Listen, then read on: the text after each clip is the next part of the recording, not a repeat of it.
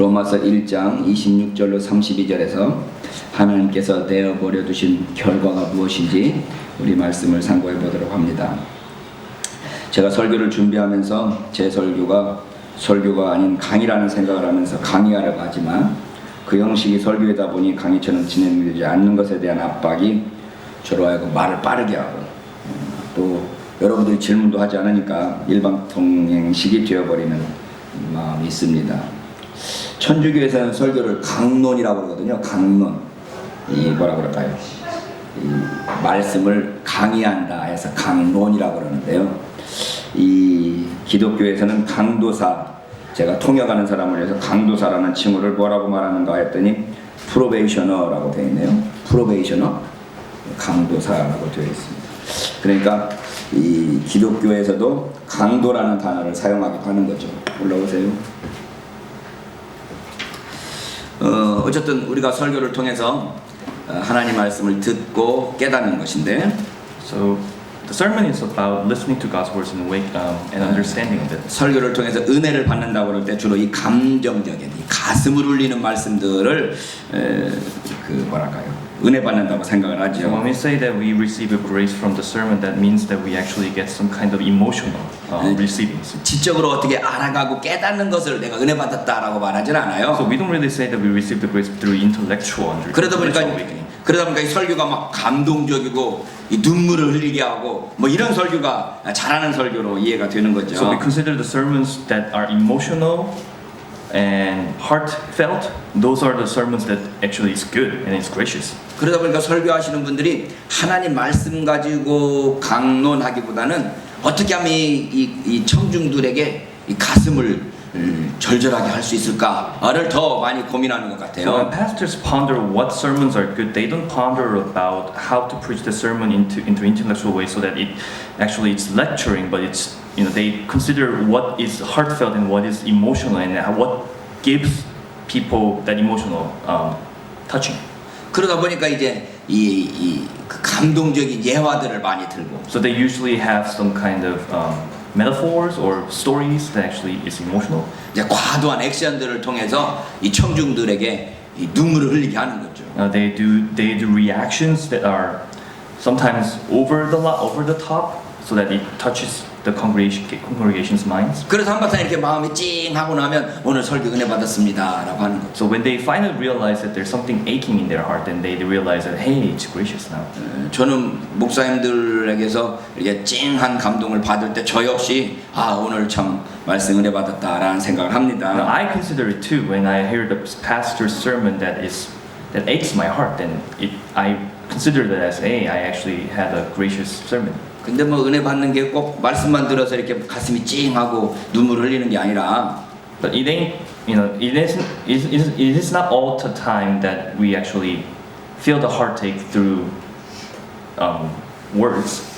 찬송가 부를 때만 눈물을 흘리는 게 아니라 It's not only when we sing the songs, worship the songs. 이 세상 이 유행가 부를 때도 눈물 나더라고요. But when we sing the songs of the secular world, we also feel the same ache.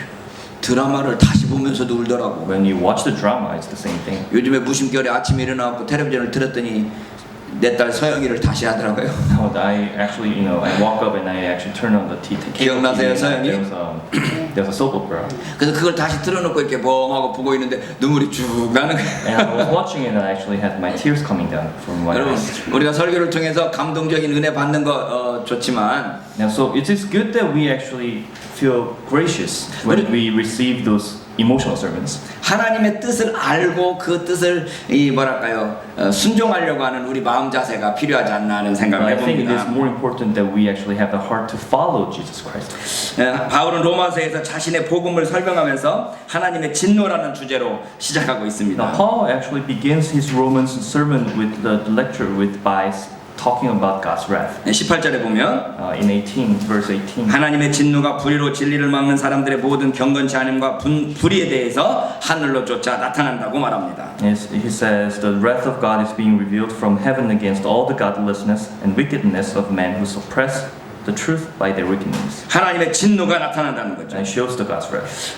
근데 왜 그렇게 진노가 나타납니까? How does the God's wrath reveal? 하나님을 알만한 것이 저희 속에 보이기 때문이라는 겁니다. Since what may be known about God is plain to them because God has made it plain to them. 하나님께서 저희들에게 알려줬는데 그 사람들이 순종하지 않으니까 하나님께서 화를 낸다라고 하는 거죠. So God made it plain about God's wrath, but they didn't realize it. So that's why God revealed Himself through plainly, but they didn't realize it. So that's why God's showing the wrath. 20절에 보면 창세로부터 그의 보이지 아니하는 것들 곧 그의 영원하신 능력과 신성이 그 만드신 만물에 분명히 보여 알게 되나니 그러므로 저희가 핑계치 못할지라고 말씀합니다. For since the creation of the world, God's invisible qualities, His eternal power and divine nature have been clearly seen, being understood from what has been made, so that men are without excuse. 하나님께서 만물을 통해서 자기 자신을 알려주셨는데도 불구하고 하나님을 알지 못하니까 이 진노를 바라신다라고 So 하는 거예요. God has revealed Himself through the creation that He created, but they still don't realize God. That's why God's showing the wrath. 그래서 그 하나님을 아는 인간이 어떻게 해서 타락해 가는가, 어떤 과정을 거쳐서 타락하게 되고 So 있습니까? Paul describes how the fall of man occurs by not even but the men who actually know God. 로마서 1장 21절로 23절에 보면 It's explained in Romans 1:21 to 23. 하나님을 아는 것에서부터 출발해서 어떻게 타락해 가는가의 과정을 보여주고 It 있습니다. shows how how people became know God, and then they fall. 하나님을 알게 하셨지만 하나님을 영화롭게 하지 않고 감사하지 않습니다. So they know God, but they do not glorify Him or give thanks to Him. 그래서 생각이 허망해지고 미련해져서 우둔하게 So 되어버렸습니다. their thinkings became futile, and their foolish hearts are darkened. 그 결과 우상을 숭배하되 사람과 금수와 버러지 형상의 우상을 섬기게 되었습니다. So as a result, they start to glorify immortal God. Those images look like mortal men and birds and animals and reptiles. 이에 대해서 하나님께서 어떤 태도를 So 취하십니까? what is the God's attitude with that? 사람들이 하나님을 거부하고 우상을 섬기는 것에 대해서 하나님은 그들을 어떻게 So 대하십니까? how does God treat those people who actually reject God and actually serve worship the immortal gods? 24절 25절에 보면 The other immortal gods, I mean. The verse 24 to 25. 그러므로 하나님께서 저희를 마음의 정욕대로 더러움에 내어버려 두사 저희 몸을 서로 욕되게 하셨으니 이는 저희가 하나님의 진리를 거짓 것으로 바꾸어 피조물을 조물주보다 더 경배하고 섬깁니다. Therefore God gave them over in the sinful desires of their hearts to sexual impurity for the degrading of their bodies with one another. They exchanged the truth of God for a lie and worshipped and served created things rather than the Creator who is forever praised. 하나님께서 인간이 선택한 그 선택을 그대로 존중해 주시겠다는 거죠. So God is going to respect the decisions that humans make. 그대로 방치해 두겠다는 So 겁니다. He's just going to leave them alone. 알려주지만 They who 하나님께서 알려주셨지만 그러니까. 그들이 받아들이지 않으면 하나님께서 그대로 두실 수밖에 없다는 So 것입니다. God reveals to them, but if they do not recognize it or they decide not to recognize Him, then He's just going to leave it that way. 하나님께서 인간을 인격적인 존재로 만드셨기 때문입니다. So it is because God made humans a human.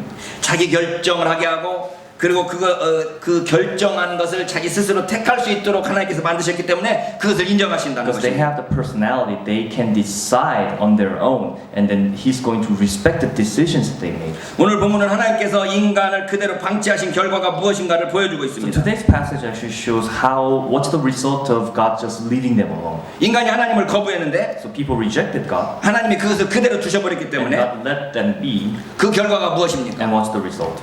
자, 이 결과를 지금까지의 과정을 요약해 봅시다. So let's just summarize this whole process. 하나님께서 만물을 통하여서 인간으로 하여금 하나님을 알게 하셨습니다. So God, through creation, He let people know the existence of God. 근데 인간은 그 하나님을 알면서도 그것을 우상으로 바꿔버렸습니다. But that man, even if they knew God, they changed it to other images. 그래서 하나님께서는 인간을 그들의 선택 그대로 내버려 두셨습니다. So God let them choose what they want to do. So He just left them alone. 그 결과가 And 무엇입니까? what's the result out of that? 오늘 본문에서는 하나님께서 내어버려 두셨다는 표현을 2번 사용하고 Now, 있습니다. in the passage today, He let people just do whatever they want. So that kind of expression is shown twice in the passage. 앞에서 이미 저희를 마음의 정욕대로 더러움에 내어버려 두셨다라고 말씀하고 있는데 So 24절. It's translated into so God gave them over in the sinful desire of their hearts to sexual impurity for degrading of their bodies with one another. 아니, 앞에서 이미 내어버려 주셨다는 말을 사용하고 있어요.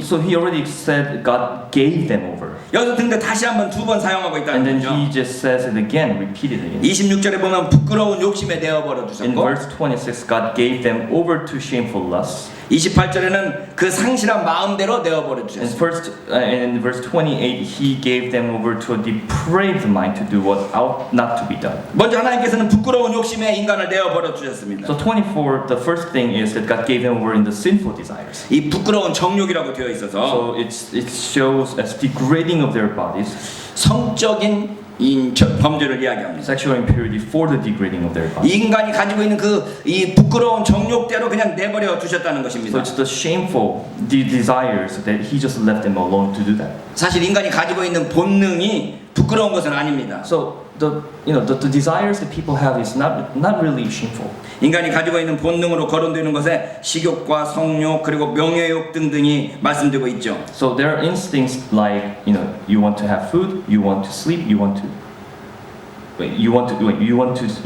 eat food, and you want the honor, and you want to have sexual fulfillment like that.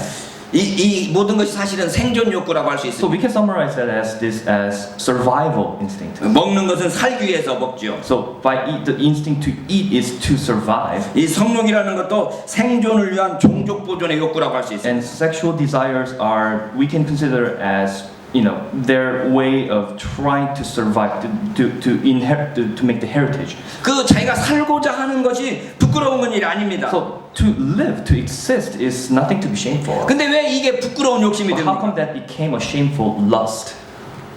왜 우리가 사용하고는 욕도 대부분이 이 본능하고 관련된 욕들이죠. 인설.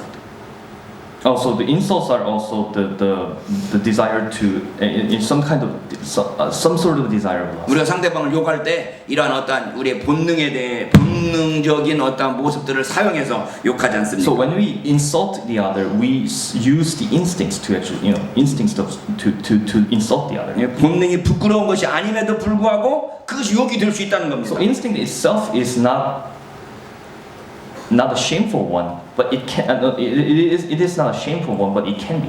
본능이 언제 부끄러운 것이 됩니까? When does it become a shameful? 우리가 먹는 것이 언제든지 먹을 수 있지만 그것이 언제 부끄러운 것이 So 됩니까? we can eat anytime, but when does that become a shameful one? 우리가 성적인 관계를 하는 것이 부끄러운 것이 아님에도 불구하고 그것이 언제 부끄러운 일이 됩니까? So sexual relationships are nothing to be shameful of, but when does it become shameful?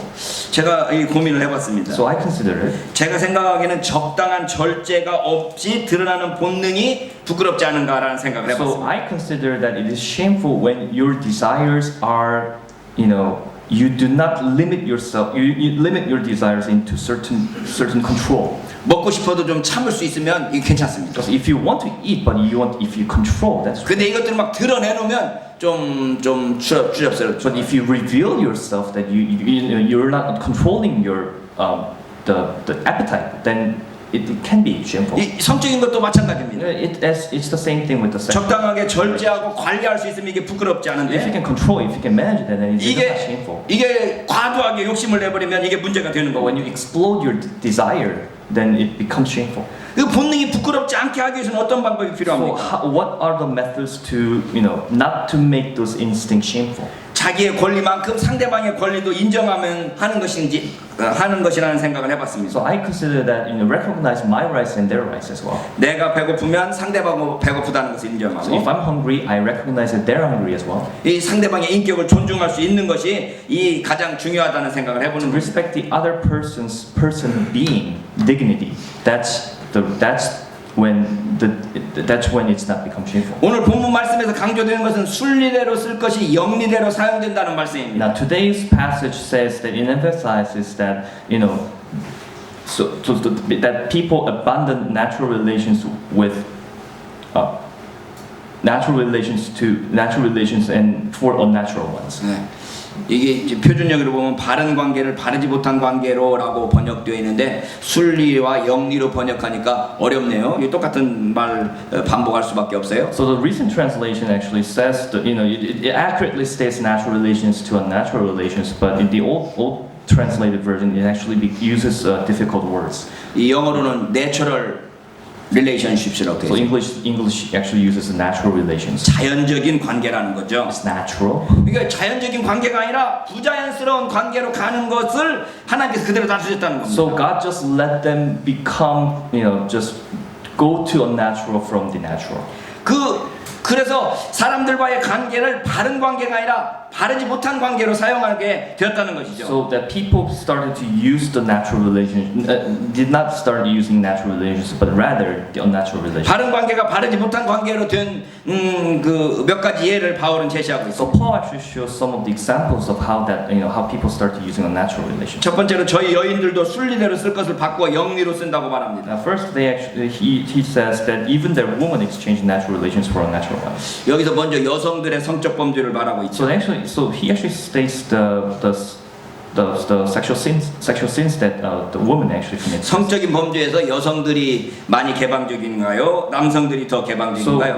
when it comes to sexual sins, are women more open to it or the men open to it? 뭐 이걸 뭐 단정 지을 수는 We 없겠지만 cannot generalize it. 사회 일반적인 통념으로는 남성들이 더 이 성적인 범죄에 있어서 더 많이 But 개방적인데 in society, we consider it is generalized that men are open to sexual desires. 여기는 먼저 여자들이 순리대로 안 쓰고 영리대로 쓴다고 비판하고 있습니다. But Paul here criticized the woman first, that they are giving up their natural relations for unnatural 그래서 ones. 요즘에 이 여성주의 신학자들은 이 구절이 좀 가부장적인 구절이라고 비판하고 So 있죠. some of the feminist Christians actually treat this as are very manly. So it doesn't reflect the feminist values. 이어서 바울은 남자들도 꾸짖습니다. So and then next Paul goes on to criticize the men. 남자들도 순리대로 여인 쓰기를 버리고 서로 향하여 음욕이 불릴 듯하면서 남자가 남자로 더불어 부끄러운 일을 행하였다라고 하는 거죠. So in the same way, the men also abandoned natural relations with women and were inflamed with lust for one another. Men committed indecent acts with other men. 이 현대 사회에서 동성애 논란이 심화되고 있기 때문에 Because the recent culture, our culture today is it considered it's becoming tolerant to the homosexuality. 이 주석가들 사이에서 이 구절이 동성애를 묘사하는 것인가에 대한 토론이 있습니다. So some of the theologists actually consider this verse as whether to allow homosexuals or not. 어떻게 해석되든지 간에 And so whatever the way it is translated, 본문에서 중요한 것은 그 순서입니다. the main passage, the importance is the order. 하나님과의 관계에서 먼저 바른 관계가 되지 않으니까 That you do not have a natural relations with God first. 사람들과의 관계에서도 바른 관계가 되지 So it 못하고 starts to reflect upon our relationship with 그래서 other people. 마침내 자연과의 관계에서도 자연스럽지 못한 관계가 된다는 겁니다. So even the natural relations become unnatural as a result. 그래서 이 성적인 관계에 있어서도 바른 관계가 아니라 바르지 못한 관계로 더 추구하게 되었다는 So 거죠. even with the sexual relationship, even we abandon natural relations for unnatural.